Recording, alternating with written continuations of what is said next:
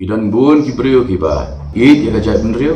Ka Jingsngewpher kam dei ka monopoli jongno.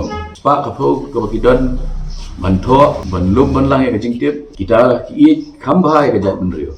Menteri Sarkar Jelau Berdairu Unong Ilam United Democratic Party ba polling do hakasantri Juliu loam kejingeki ke Voice of the People Party ban pinki ke bahaji khasi jantia hak reservation policy kadai tang ke jingle politik. You should not be surprised when political parties indulge in political maneuvering. But there should be a line. We have to define that line. We cannot go on eternally blackmailing people emotionally. Ula Kynthoh ru ya ke VPP omtang maka pelong politik ya ke nikamat hindai ke jo ke por ke Wanrah ke Jingsngewpher Jaitbynriew.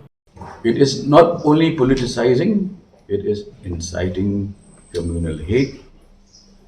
It is also trying to bring mayhem into society. They are trying to dictate terms, but we will not allow. Idan bun ki brio ki ba. It ya ka Jaitbynriew. Ka Jingsngewpher kam dei ka monopoli jongno. Dan bun ki brio ki ba keren. Hendrai ki lek. Dan bun ki brio ki balik research siapang ke origin jong ki khasi. Ki pelut spa ka phok ka bakidan Kynthoh banlum banlang ya ka Jingtip. Kita it kam ba ya ka Jaitbynriew.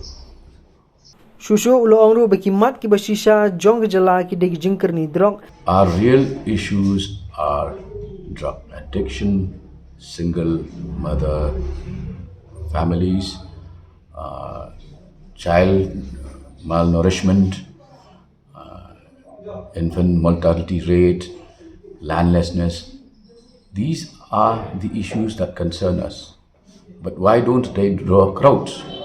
Because they do not have that element of instigating hate, and they are not populist. Hence, they are not popular as issues.